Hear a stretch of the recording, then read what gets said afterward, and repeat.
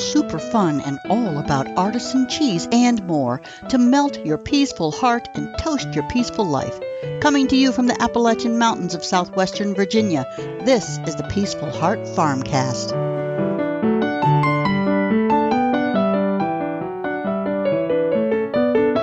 Hey, this is Scott Hall from Peaceful Heart Farm, and you are listening to the Peaceful Heart FarmCast.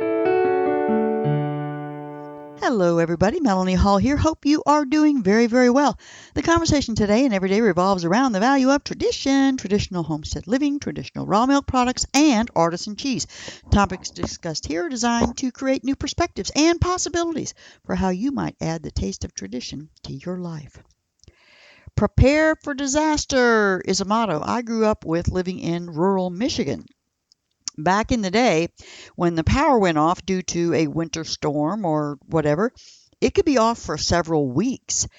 Today we have much better electrical systems, and our current provider has kept us in good shape. We've never been without power for more than a few days, but even that can be disastrous if we are not prepared. Today I want to talk about how we prepare for disasters that may or may not happen.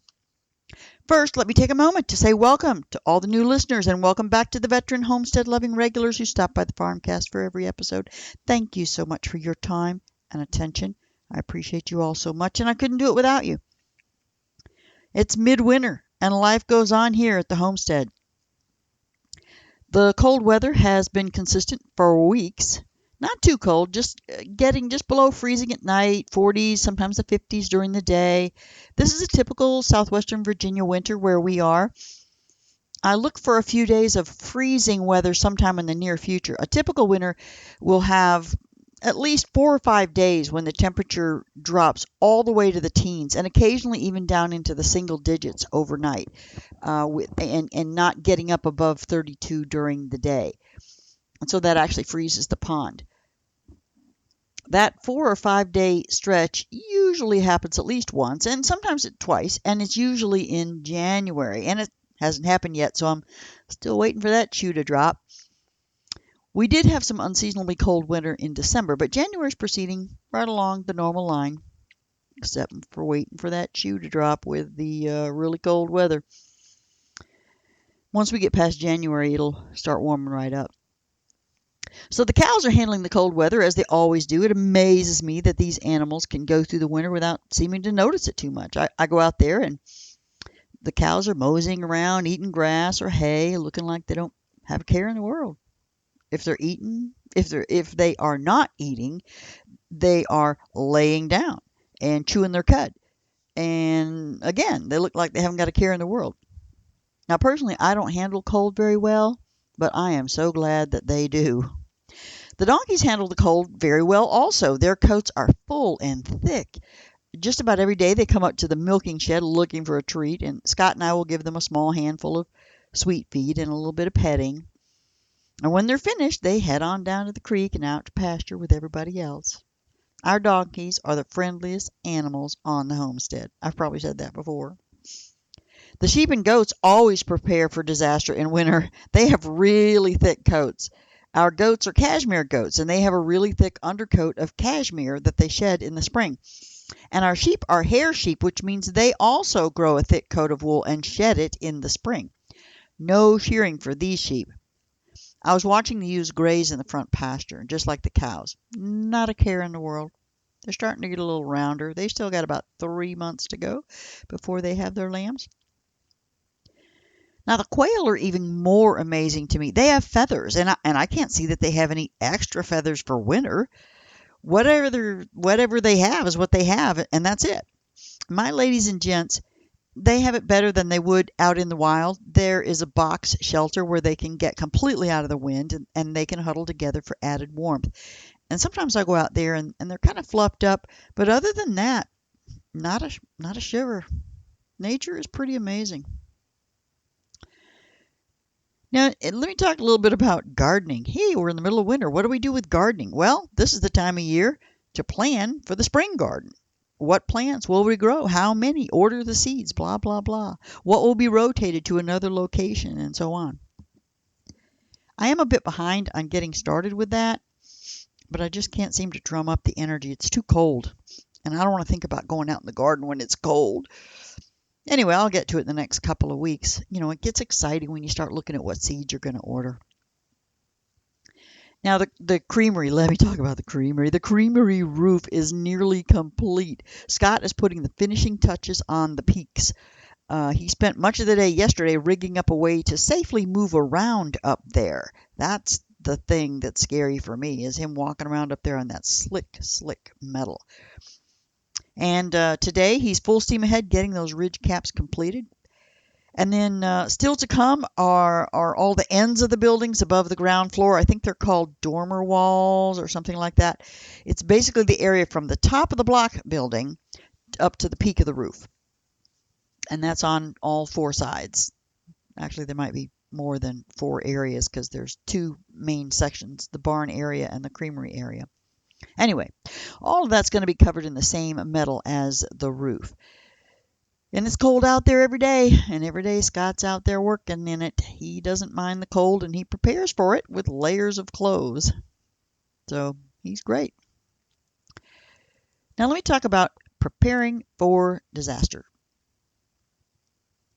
So let me get to how we prepare for disaster. Some of it anyway. I could probably talk all day long about how we created and executed our plan, and some of it is still in progress. And some of the things I don't really know that much about. So I'm going to talk about the parts that I know about, and they just happen to be some of the most important parts.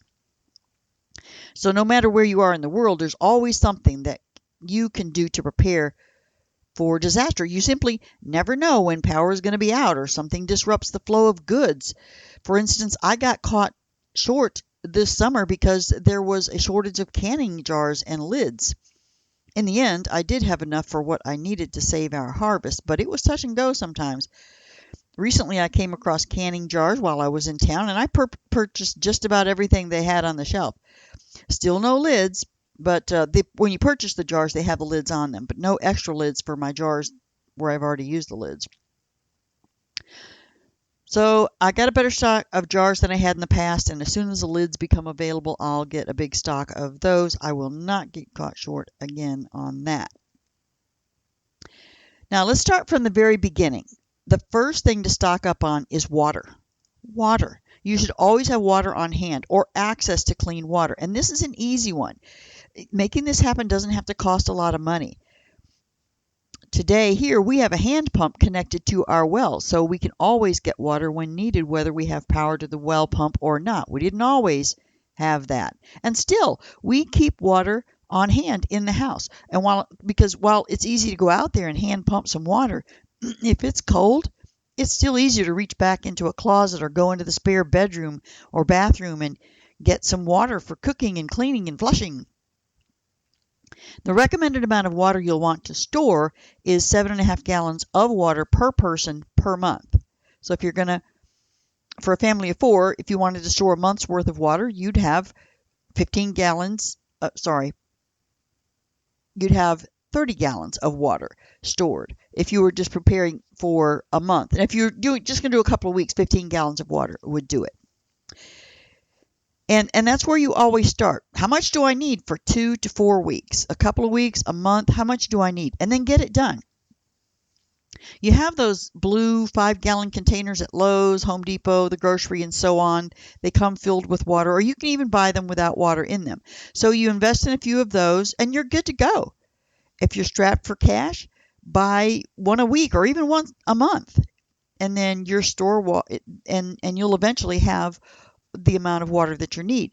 And then your stored water will need to be refreshed regularly. You're either going to use it or you're going to pour it out and refill it if you have well water. If you don't have well water, I would suggest actually buying the water from those companies. But anyway, replace what you have stored in those containers every 6 months or so.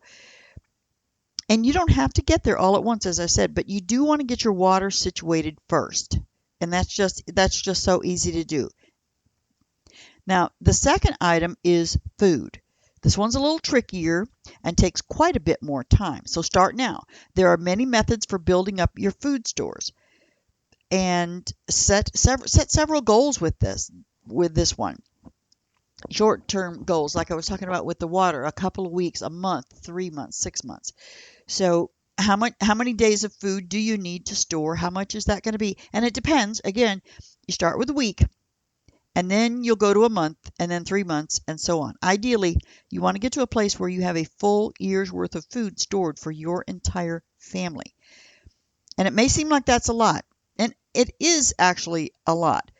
But for my peace of mind, I want a full year of food. Now, you may make your cutoff date sooner, and some even plan for longer. But pick your goal time and then start working towards it. And again, you're starting. You want to save up a week's worth, and then a month's worth, and then 3 months worth, and so on until you get all the way to whatever your goal is for how much food storage that you want to have. Now, the biggest piece of advice that I have on that is don't store anything that your family won't eat. What are you eating right now? That's what you want to stock up on right now. Forget those MREs and prepared meals, or you buy this package of meals. Forget that. That's, people are, it sounds great, but someone's, just trying to sell you something to prepare for disaster, but your needs are going to be unique. What you want is food that your family regularly eats. And most foods have a shelf life of at least a year. If you rotate what you have saved using the oldest stuff first, and then as you use it, you put the new stuff all the way into the back of the shelf, and then you can come up with a system that keeps you stocked up all the time. So this is the first in, first out method. Instead of having one box of cereal, you have 12 or whatever you determine is the right number. Buy an extra box or two whenever you shop, and then or whatever you can afford, and then you build up slowly. Let's say you have 12, and once you have your 12, then once you take one box off the front, then you put a new box in the back. Okay, so that's pretty easy, and you can do that with your canned goods as well. I'm going to talk a little bit more about canned goods in a minute. Now, bulk foods are also, this is a good idea to store bulk products. I'm talking about beans, rice, sugar, wheat, or flour. You can live a long time on beans and rice. And if you're into making your own bread, having wheat, if you have a grinder to grind it, or flour, if you're going to use it regularly on hand, if you have that on hand at all times, it's a great idea. And this is another place to build slowly. Maybe you get one container of rice and one container of beans, and then whatever. So you're buying it one container at a time and getting it set up. And what you're going to need to do this effectively are, you'll need a 5 to 6 gallon food grade plastic bucket, a Mylar bag, and what are called oxygen absorbers, and a standard household iron. So the Mylar bag goes in the bucket, then the beans or the rice or whatever goes into the bag. Then you're going to toss in a couple of those oxygen absorbers, and then take your iron and seal the top of that bag. The Mylar bags, when you put heat on them, will seal.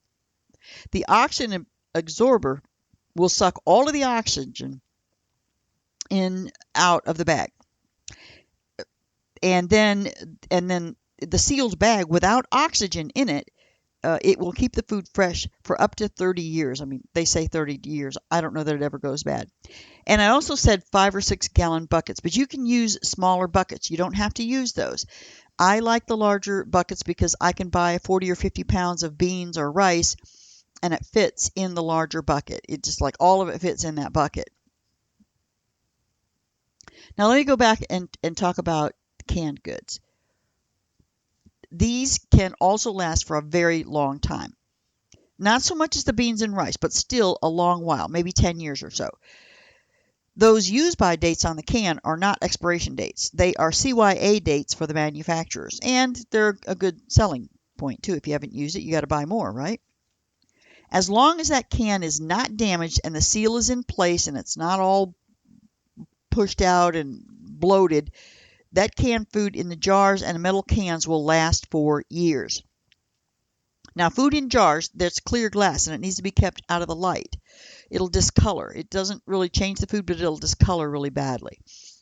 And all your canned goods need to be kept at room temperature or lower. Now, keep that in mind when you're planning where to store your stuff. And if you're strapped for space, under the bed works pretty well. Use that cabinet space up high that is empty because you can't reach it easily. Find used shelving at yard sales. Put it up in your garage or basement. Lots of ways to make the space you need. Put it in your closet. Put shelves in your closet. And don't forget the can opener. And not one of those electric ones. No, a hand-operated can opener is going to be needed if you've got metal cans. So that's all I'm going to say about food at this time. If you've got questions about that, just send me an email. Melanie@peacefulheartfarm.com. Now let me talk about self-protection. I'm not going to talk about this one because I'm not educated enough to know what to say. We do have weapons and ammo and such, but Scott handles all of that. So guys, if you're listening, that'll be your area to plan with that. And I'll just mention it here and say find someone who knows what they are talking about, YouTube videos, podcasts, and whatnot, because it is definitely important that you have a way to protect your food. And don't forget to get the proper training. It's no good to have weapons you don't know how to use safely and care for properly. So get some training. Now I'm going to touch briefly on energy needs. This is a vast topic. There's so much to cover on this topic. I couldn't possibly do it justice. So I'm just going to give you a bit of information to get you started, some things to think about. Every person's situation is different, and your energy needs are going to be different, and your desires are going to be different. Keeping gasoline on hand is always a good idea if you have a car. Some of you don't even have cars. I get that. But most of you are going to have cars. So that's an easy one. We try to keep 12 containers at all times full. They're like 5-gallon plastic gas cans. I must say we are not as efficient at this as could be desired. So if you have those 12 containers of gasoline labeled, one each month, and then you can rotate through that stock at a particular date in a month. In other words, in January, you empty the container labeled January into one of your car's gas tanks. And then you pick a day of the month that you do this. Let's say at the first of the month. So 1st, 15th, last day of the month, whatever your choice is. Maybe the 10th of the month. You pick a day. It's always the same day every month. You take and you put the gasoline in your car, and then you take the empty container and you refill it. So the newly filled container won't be emptied for a complete year. Like if you do it in January, you refill it, that doesn't get done again until the following January. So that's going to require a fuel stabilizer to keep that gas fresh and usable. All of this stuff is pretty simple to do. There's not a lot to know about this. You just decide, I said 12 containers, maybe you only want to have enough gas where you've got, because what you have with 12 containers is you always have 60 gallons of gas. You always have 60 gallons of gas. And because it has to be rotated every 12 months, even with the stabilizer, you've got to use it in 12 months or it just doesn't work anymore. So anyway, that's an easy method to do that. But you would always have 60 gallons of gas on hand. Now, having a generator that has enough power to run your refrigerator and freezer is a great tool. Again, add these things as you can afford them. You want to get one that's big enough to run your refrigerator and freezer a few hours at a time. So get your food stores up first, going back to the beginning. Get those up to a couple of weeks at least before you start thinking about moving on to that generator. And your generator is going to need to be started once a month or so to keep it in tip-top shape, so you know it's in good working order. You don't want to be without power and find out that your generator is no longer working. Now, some of you may go all the way and want to go completely off the grid, or at least be prepared to go completely off the grid. This is what we try to do. We don't live off the grid. We're not going to live off the grid, but we try to get as close as we can to having all of that available. Now, that takes a great deal of planning, and the choices are endless, so I'm not going to go into that topic. But I will say, keep in mind, while solar sounds really good, if you don't have a really, really sunny place, it may not be the option for you. And there are other options, like we store the gas. We have the next thing I'm going to talk about, which is a wood-burning stove. And so there are other ways to have energy for food, to cook food and to keep warm. And having a wood-burning stove is always good. At the very least, even if you don't have the wood-burning stove, you probably have a gas grill or get a gas grill that you can use in normal times, and you can use that to cook your meals on. If you've planned ahead and have an extra propane tank or two, you want to think about that as well. We took out our electric stove and put in a gas stove, and so we have a couple hundred gallons of propane always on hand, or well, not a couple hundred always. We can have up to that much. And the oven won't work on those. I couldn't find a single gas stove that didn't have an electric timer and all of that kind of stuff on it. But the burners will work. The surface burners can be lit with a match. You know, it has that little tick, tick, tick, tick where it lights, and that won't work when you don't have power. But all you got to do is turn the gas on and hold a match to it, and that burner will light. So keep matches on hand. I like what I'm used to using for cooking, so this works for me, having the gas stove. We have a wood-burning stove as well, and it complete with an oven. It's got a couple of burners on top, and it has an oven. And I really should learn how to cook on that thing in the event we run out of propane.